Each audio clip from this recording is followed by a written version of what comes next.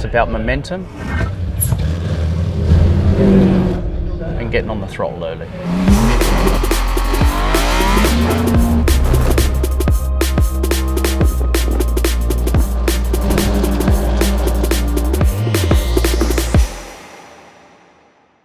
Welcome to Snetterton. We're here for the 116 trophy this weekend.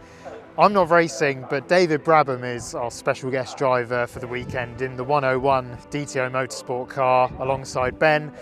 Qualifying's just about to begin, so let's head out and see them on the track.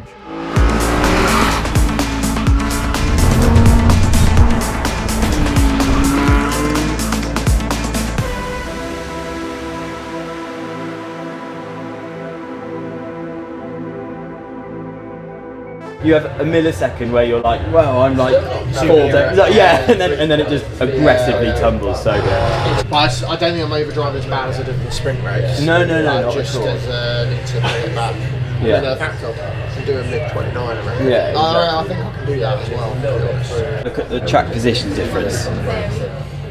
Because it's such a high-speed corner and it's quite a narrow bit of track. Because Dave's there, he's bought himself another few metres of exit. That was my moment corner Yeah, today. yeah. I wasn't, like... Fair enough. I was going to say, I don't know. Obviously your father, great Sir Jack Brabham, three-time Formula One world champion. Yeah. How did you yourself get into racing? Like, was it something you always naturally wanted to do? And No.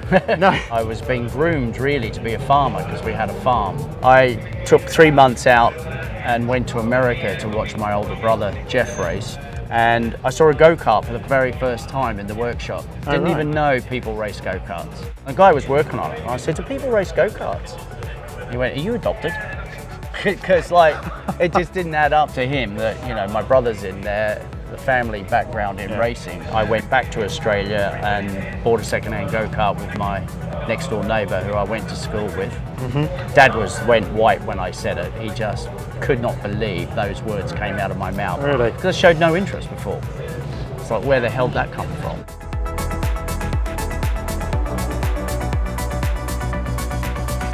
I like something that really challenges you as a driver. It might be a sequence of corners where it's bravery and technique at the same time. Racing in America was the purple patch for me, I guess. The grass is right on the edge, there's no runoff area.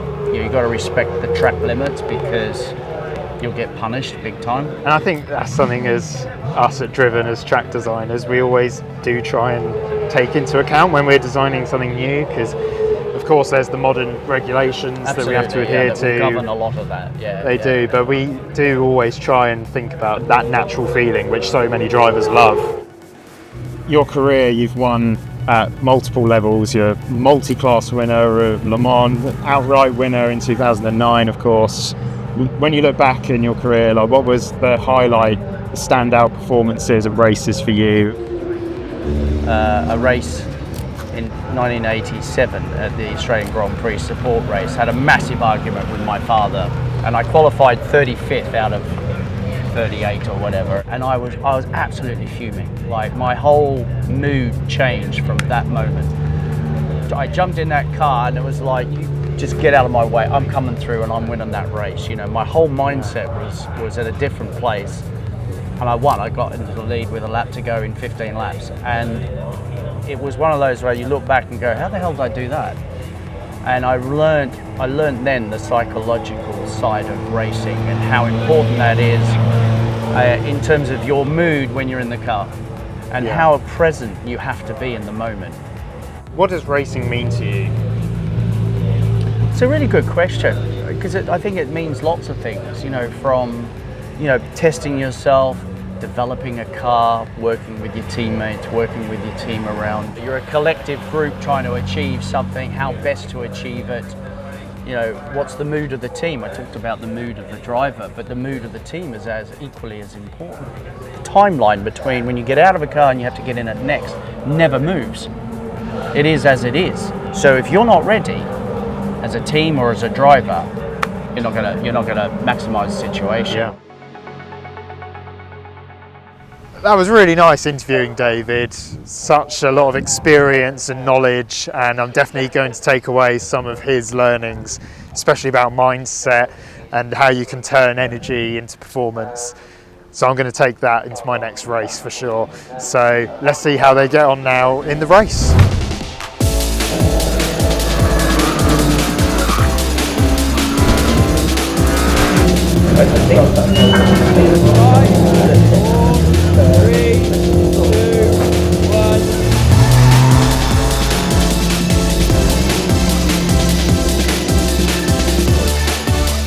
I love the competition element, but I love the human element about it as well. Happy birthday, dear Sammy. You know, in this paddock, everyone here has a passion for racing, and you feel it. It's great. I have a huge amount of respect for grassroots racing, because without it, we wouldn't have racing. Doing all right, David? Pretty good? We'll see what happens.